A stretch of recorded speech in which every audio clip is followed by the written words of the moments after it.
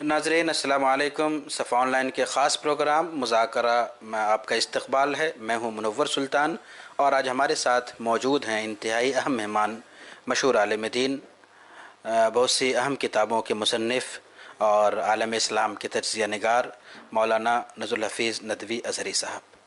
आज हम उनसे बात करेंगे और समझेंगे सोशल मीडिया के इस्तेमाल के बारे में।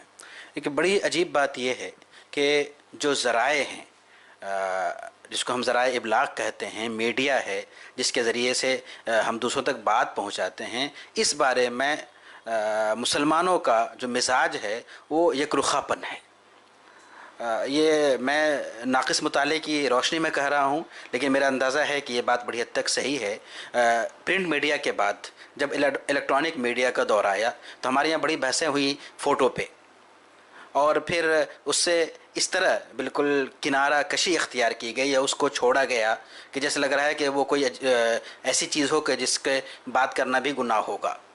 लेकिन अगर हम उस वक्त सही तज्ज़िया करते और उन ज़राए को ज़राए समझते, ज़ाहिर सी बात है जो ज़राए हैं वो हलाल और हराम नहीं होते हैं, वो अपने मकसद के एतबार से उसकी तायीन की जाती है कि किस मकसद के लिए उस ज़रिए का इस्तेमाल हुआ और फिर हुक्म लगाना चाहिए। लेकिन हमारे यहाँ एक तरफ़ा तय कर लिया गया कि ये चीज़ गलत है। हम आज टीवी पे बात नहीं करेंगे, आज हम बात सोशल मीडिया पे करेंगे। टीवी के वक्त, इलेक्ट्रॉनिक मीडिया के वक्त यकीनन एक मुश्किल ये भी रही होगी मुसलमानों के पास कि उसका मुतबादिल पेश करना मुश्किल रहा होगा। लेकिन उसके बाद जो ये नया दौर है, आज का दौर है, ये सोशल मीडिया का दौर कहलाता है। ये हर इंसान एक चैनल बना हुआ है। ख़ुद यूट्यूब का अपना लोगो यही है कि आप ख़ुद मीडिया बन जाइए। इसके ज़रिए से जो कुछ हुआ है वो हमारे सामने है।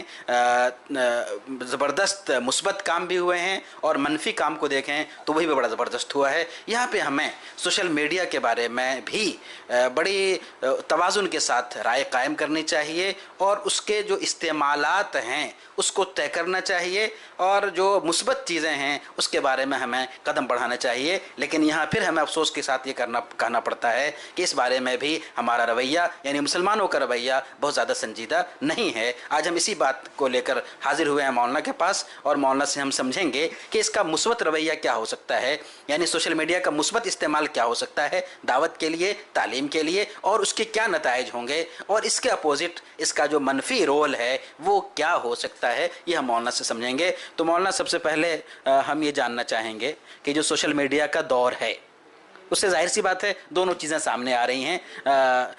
नफ़े की शक्लें भी बहुत सारी बढ़ी हैं और नुकसान की भी। ख़ास तौर पे अगर दावत और तालीम की बात करें तो जिन लोगों तक हम नहीं पहुंच सकते थे, या जितनी बड़ी तादाद में लोगों तक हम नहीं पहुंच सकते थे, उन तक हम सोशल मीडिया के ज़रिए से आसानी से पहुंच रहे हैं आज के वक्त में। और बड़े बड़े इनकलाबात माजी में हुए हैं जिसमें सोशल मीडिया का बड़ा किरदार रहा है। तो अगर हम पॉजिटिव बात करें तो आपको क्या लगता है कि सोशल मीडिया का किरदार दावत और तालीम के मैदान में क्या हो सकता है, इसको मुस्बत कैसे इस्तेमाल किया जा सकता है? बहुत अहम सवाल है आज का, और समझिए कि तकरीबन 99% का 100% इस वक्त उसने लोगों के जहनों को मशगूल कर लिया है। जब शुरू में टीवी का दौर आया तो एक बुज़ुर्ग, यही बहस हुई जैसा कि अभी आपने कहा है कि जायज़ है नाजायज़ है, तो एक बुज़ुर्ग से पूछा गया कि टीवी का इस्तेमाल कैसा, तो उन्होंने कहा कि देखो, टीवी की मिसाल भैंस की सी है कि भैंस दूध भी देती है और गोबर पेशाब भी देती है, तुम क्या लेना चाहोगे? तो यानी आप अपना मकसद मुतय्यन कीजिए कि हम उससे क्या फ़ायदा उठाएं। मुस्बत तो तामीर ही तामीर है, मनफी तो मनफी है, आप क्या लेना चाहेंगे? इसमें फ़ैसला ये करना होता है वालिदैन को, सरपरस्तों को, कि हम इसको किस मकसद से हासिल करें। इस वक्त जो सूरत हाल है वो ये कि मनफी तौर से इससे ज़्यादा नुकसान हो रहे हैं। हम पहले मनफी का तज़किरा करें, उसके बाद फिर मुस्बत पहलू की तरफ आएंगे। मनफी पहलू ये है कि जो आपने बहुत सी रिपोर्टें पढ़ी होगी सर्वे कि बरतानिया और जर्मनी की 2 कंपनियों ने सर्वे किया कि व्हाट्सएप पर जो चीज़ें आती हैं उसकी हैसियत क्या है। तो तकरीबन उन्होंने ये सर्वे किया कि 98% इस पर जाली चीज़ें डाली जाती हैं और उसका असर जो है वो तकरीबी होता है। اور اس کا جو دوسرا پہلو انہوں نے بتایا یہ کہ ایک تو یہ ہے کہ ذہن سازی اس طرح ہوتی ہے تخریب کی طرف، دوسری بات یہ ہے کہ اس سے جو شعاعیں نکلتی ہیں وہ بچوں کو، انسانوں کو متاثر کرتی ہیں۔ تو انہوں نے کہا کہ تقریباً 1,80,00,000 ہندوستان میں نوجوان جن کی عمریں 25 سال سے لے کر کے 5-7 سال تک ہیں وہ کینسر میں مبتلا ہیں۔ کینسر، آنکھوں کینسر اور دماغی کینسر، یہ بتایا انہوں نے کہ آنکھ میں چوتھا جو پردہ ہوتا ہے وہ اس شعاع سے متاثر ہوتا ہے اور وہ اس کا تعلق انسانی دماغ سے ہے۔ تو جب وہ متاثر ہوگا تو اس کا اثر حافظے پر پڑے گا، چنانچہ بچے کا حافظہ متاثر ہوتا ہے۔ ابھی کچھ دنوں پہلے ہم ایک ڈاکٹر کے پاس تھے جو آنکھ کا ڈاکٹر ہیں، وہاں ایک برقع پوش خاتون اپنے بچے کو دکھا رہی تھی جو 7-8 سال کا تھا، اور وہ کہہ رہی تھی کہ اس کی آنکھوں سے پانی آتا ہے، اس کی نیند نہیں آتی ہے، وہ مزاج میں چڑچڑاپن ہو گیا ہے اور پڑھنا چھوڑ دیا اس نے، اور بھولتا بہت ہے اور کھانا ہضم نہیں ہوتا ہے، یہ سب تو وہ کہہ رہی تھی۔ وہ ڈاکٹر سن رہا تھا تو ہم نے کہا کہ آپ نے اس کو موبائل دے دیا ہوگا، تو اب موبائل سے یہ سب چیزیں پیدا ہوتی ہیں، تو کیا آپ ڈاکٹر ہیں؟ میں نے کہا ہم ڈاکٹر نہیں ہیں لیکن موبائل کے اثرات ہوتے ہیں۔ تو یہ صورتحال ہے کہ اس کا اندازہ نہیں۔ مائیں بہت آسان سمجھتی ہیں کہ بچہ رو رہا ہے تو موبائل دے دو، اور موبائل میں وہ مشغول ہوتا ہے، پھر اپنا کام کرنے لگتی ہیں۔ لیکن بچہ کتنے ہی روئے اس کو موبائل دینا ہی نہیں چاہیے کہ اس لیے وہ عادی ہو جاتا ہے، پھر ساری چیزیں چھوڑ کر کے کھانا بھی اس کو اچھا نہیں لگتا، اور مسلسل وہ دیکھتا رہتا ہے تو آنکھ متاثر ہوتی ہے، دماغ متاثر ہوتا ہے، حافظہ متاثر ہوتا ہے، اور اس کی ساری قوتیں گویا کہ اسی پر مرکوز ہو کے رہ جاتی ہیں۔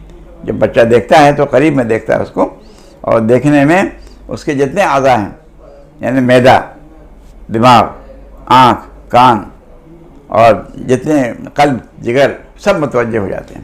نتیجہ کیا ہے کہ وہ ہے رنگین ہے اور متحرک ہے اور اس میں آواز آ رہی ہے اور نقل و حرکت ہو رہی ہے، تو وہ اس کے دل و دماغ میں پیوست ہو جاتا ہے۔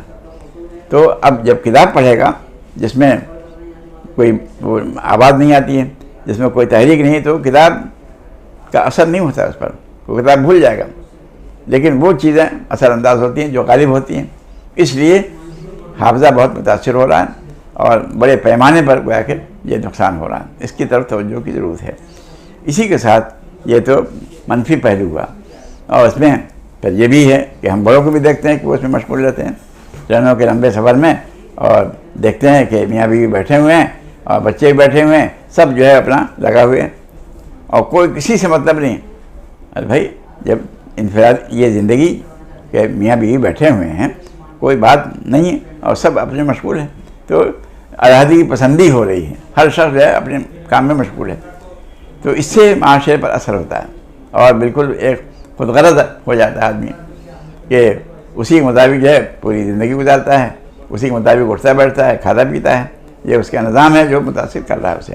اور یہ بھی ہے کہ ماں باپ سمجھتے ہیں کہ بچے ہمارے ساتھ ہیں اور وہ ان کے سامنے لیٹا ہوا ہے چادر اوڑھے ہوئے اور کان میں وہ لگائے ہوئے ایئر فون لگائے ہوئے وہ کلک کرتا ہے اور لندن پہنچ جاتا ہے، پیرس پہنچ جاتا ہے، وہاں سے تعلیم حاصل کر رہا ہے۔ تو ہزاروں میل دور کر کے ماں باپ بیٹھے ہیں یہاں اور تعلیم اس کو وہاں سے مل رہی ہے، تو اس سے متاثر ہوگا یا ماں باپ سے متاثر ہوگا۔ اس چیز نے بہت بڑے پیمانے پر انتشار پھیلا ہے اور جرائم کثرت سے ہو رہے ہیں۔ اس کی وجہ یہ ہے کہ ہم وہاں سے متاثر ہوتے ہیں۔ ایک بنیادی بات یہ ہے، فطری بات، کہ انسان کسی چیز کو دیکھتا ہے 2 دن 3 دن 4 دن دیکھتا ہے تو اس سے انس پیدا ہو جاتا ہے۔ اس کی مثال ہم دیتے ہیں کہ بقرعید کے موقع پر جانور خرید کے لاتے ہیں کہ ذبح کریں گے، 3-4 دن اس کو رکھتے ہیں، اپنے ہاتھ سے کھانا کھلاتے ہیں اور پانی پلاتے ہیں، ٹہلاتے ہیں، تو انس ہو جاتا ہے۔ تو چوتھے دن جب ذبح کرتے ہیں اس کو تو افسوس ہوتا ہے ہمیں۔ تو یہ حال یہ ہے کہ ہم جس چیز کو دیکھیں گے مسلسل اس سے ہمیں انس پیدا ہوگا، اور لاشعوری طور پر گویا کہ ہم اسی کے مطابق چلیں گے، اسی کے مطابق سانچہ بنائیں گے۔ ایک تو منفی پہلو ہے جو جہاں تک تعمیری پہلو کا تعلق ہے، بہت بڑا میدان ہے انسانی شعور کو بیدار کرنے کا اور تربیت کا، تعلیم کا۔ لیکن تعلیم میں بھی ایک جو بنیادی وہ ہے کمی ہو رہی ہے کہ ہم تعلیم تو دیتے ہیں بچوں کو، کہ دیکھو کھانا کھا کر کے کھانا کھانے سے پہلے یہ دعا پڑھنا اور کھانے کے بعد یہ دعا پڑھنا، گھر سے نکلو تو یہ دعا پڑھنا. یہ تو ہم نے دعا یاد کرا دی، اس کو رٹ لیا اس نے، لیکن بچہ ہے، بہرحال وہ بھول جائے گا. اب یہ ماں باپ کا کام ہے، بھائی بہنوں کا کام ہے کہ اس کو یاد دلائیں. تو 2-3 مرتبہ کہنے کے بعد اس کے دل و دماغ میں یہ بات رس بس آئے گی اور اس کی زندگی کا جز بن جائے گا. تو یہ عملی طور پر یہ ہونا چاہیے. اور یہ تربیت کا کام ختم ہو گیا، صرف سکھا دیا. اب ماں باپ بھی سکھاتے نہیں ہیں، مدرسے کے دن میں کر دیتے ہیں کہ مدرسہ سکھائے. تو مدرسے کے لیے بڑی مشکلات ہیں کہ وہ سیکھ کے آتا ہے گھر میں، اور کون سکھاتا ہے؟ پیرس والے سکھا رہے ہیں، نگار والے سکھا رہے ہیں، اور مدرسہ جو ہے وہ ظاہری طور پر دیکھ رہا ہے. تو اس لیے مدرسے کی ذمہ داری بھی بہت ہو گئی ہے، اور دانشوروں کی بھی ذمہ داری ہو گئی ہے کہ ایسی نسل کی ہم کس طرح تعلیم تربیت کریں کہ معاشرے کے لیے مفید ہو. تو یہ گویا کہ ایک مثبت پہلو کی طرف توجہ دینی ہے، اور بڑے پیمانے پر اس میں کام کرنے کی ضرورت ہے. اور اس سے غیر مسلموں تک بھی پیغام پہنچے اگر ہم اس کو صحیح طریقے سے استعمال کریں.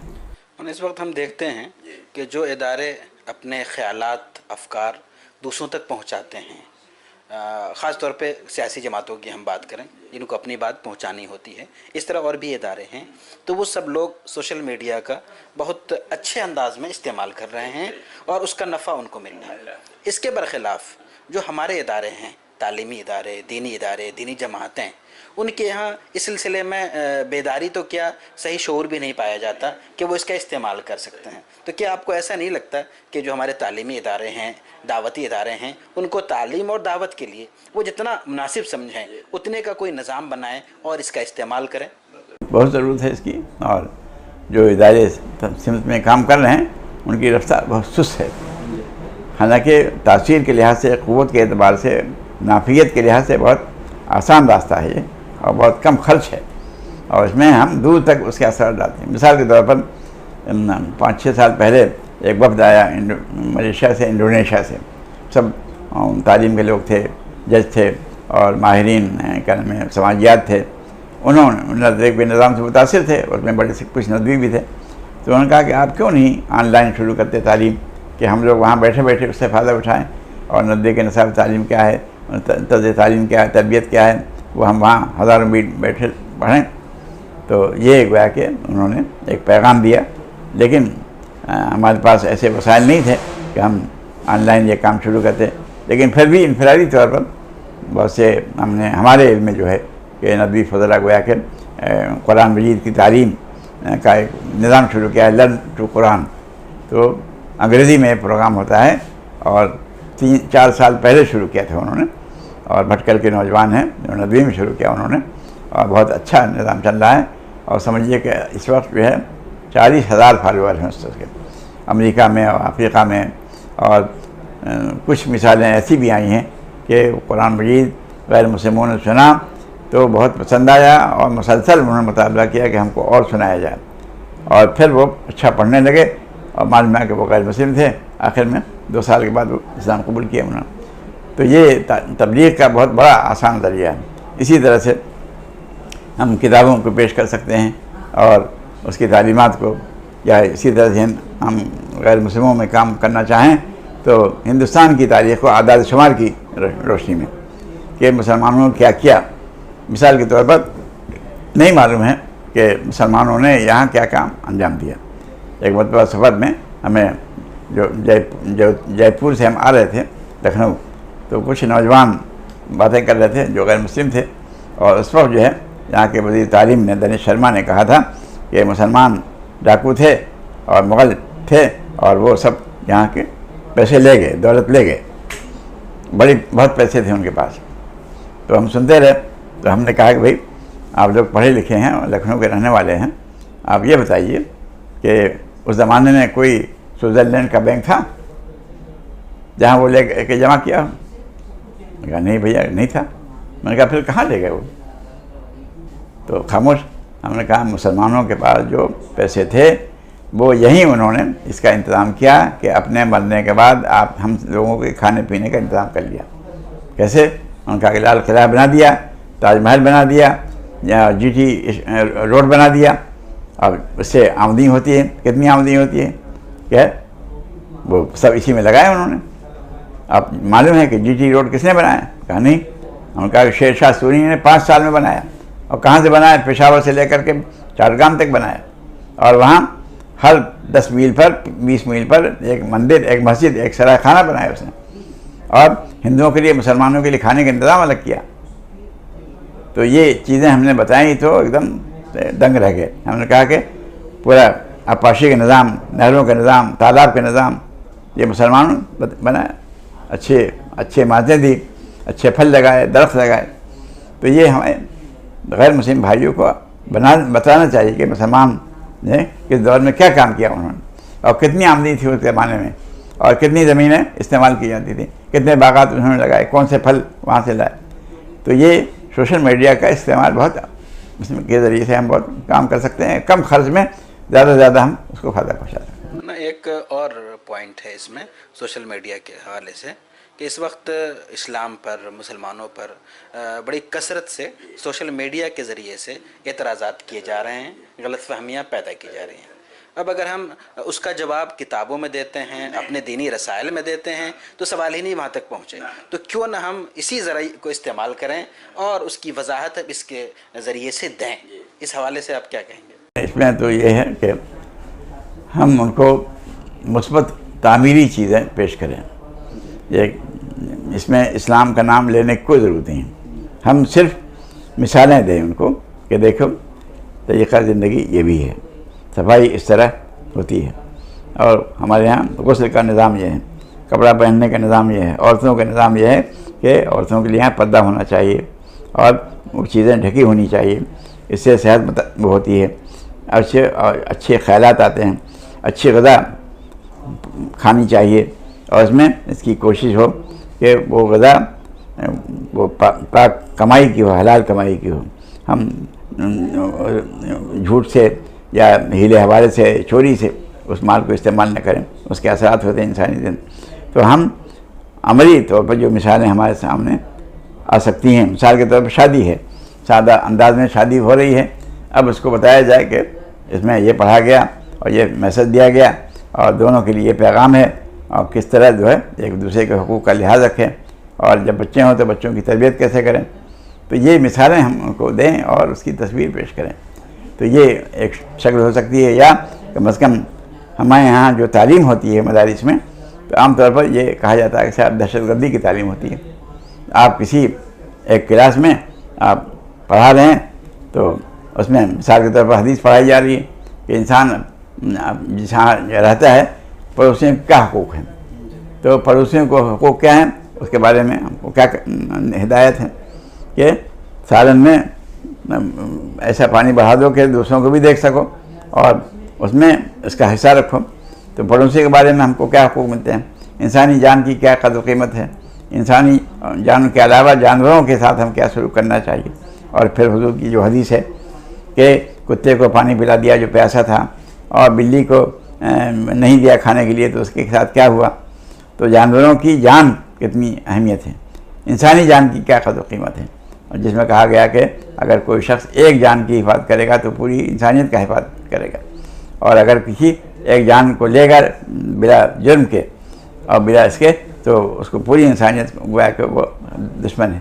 تو اس طرح کی چیزیں کو ہم کو ڈالنا چاہیے. اس میں ہم اسلام کا نام نہ لیں بلکہ ایک قاعدہ اور کلیہ کے طور پر پیش کریں کہ یہ جب ہوتا ہے تو اس کے نتیجے میں کون سا معاشرہ وجود میں آتا ہے اور کیسے لوگ.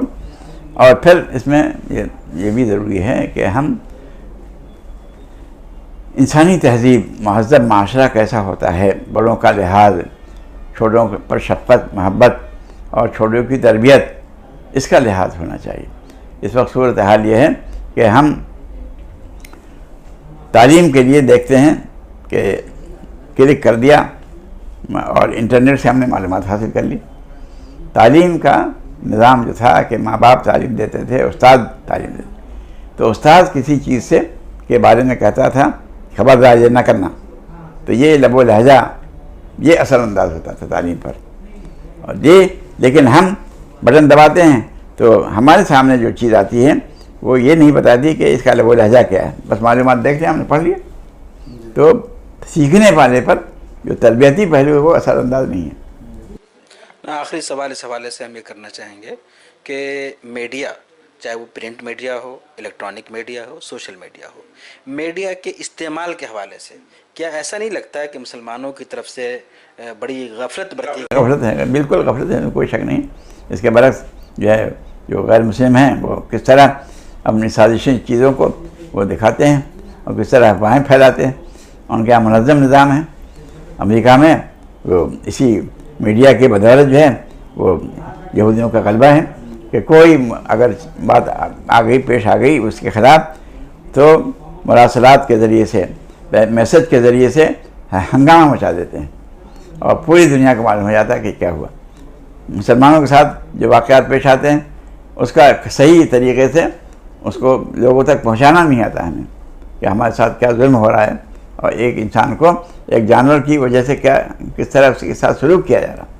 صحیح طریقے سے اگر منظم طریقے سے ہم طے کر لیں کہ لکھنؤ میں مثال کے طور پر 150 نوجوانوں کو چاہیے کہ فلاں موضوع پر وہ میسج بھیجتے رہیں، فلاں ادارے میں یا فلاں جگہ جو نوجوان ہیں ان کو چاہیے کہ اتنی تعداد میں یہ میسج بھیجا کریں.